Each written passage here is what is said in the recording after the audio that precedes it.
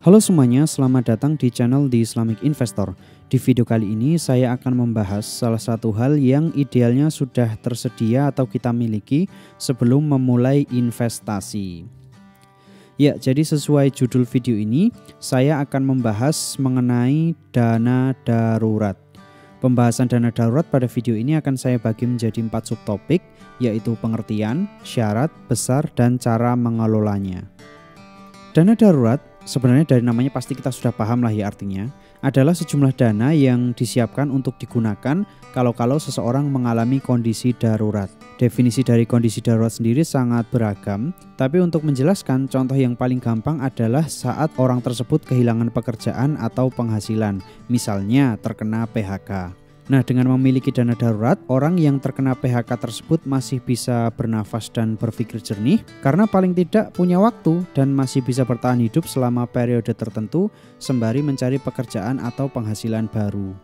Syarat dari dana darurat hanya satu, yaitu liquid atau mudah dicairkan. Sehingga instrumen yang tepat untuk menyimpan dana darurat ini adalah instrumen yang liquid seperti tabungan atau reksadana pasar uang. Kemudian besar dana darurat bisa dihitung menggunakan 2 standar, yaitu penghasilan atau pengeluaran. Besarnya antara 3-12 kali dari penghasilan atau pengeluaran tersebut. Saya pribadi menggunakan standar pengeluaran dan pengalinya saya pilih 6 kali.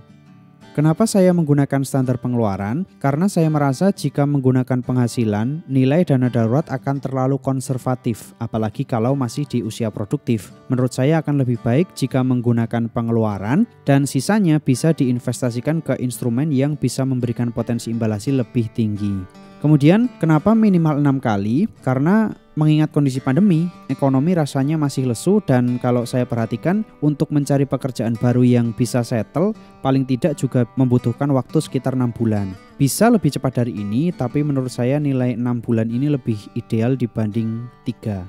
Tapi tetap ini kembali ke diri kita masing-masing karena yang paling mengetahui kondisi atau situasi dari kita adalah diri kita sendiri.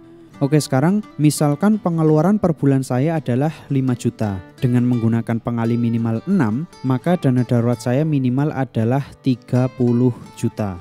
Uang 30 juta ini menurut saya sayang sekali kalau semuanya ditempatkan di bank yang memberikan imbal hasil tidak seberapa. Belum lagi tergerus inflasi. Nah, solusinya dengan masih tetap mempertahankan aspek likuiditas atau mudah dicairkan dan keamanan tentunya, sebagian besar bisa ditempatkan di reksadana pasar uang. Proporsinya bisa beragam, sebagai contoh bisa 1 bulan pengeluaran ditempatkan di bank, 5 bulan pengeluaran ditempatkan di reksadana pasar uang. Atau kalau menggunakan persentase 10-30% ditempatkan di bank, 70-90% ditempatkan di reksadana pasar uang. Ini tinggal kita pilih saja sesuai dengan situasi dan kondisi serta kenyamanan hati kita. Kalau memang nyamannya 100% ditempatkan di bank, ya tidak masalah karena memang tujuan dari dana darurat itu bukan untuk investasi. Tapi kalau tidak ingin dana daruratnya tergerus inflasi seperti yang saya jelaskan di video personal finance episode pertama, reksadana pasar uang bisa jadi opsi yang menarik. Kemudian terakhir,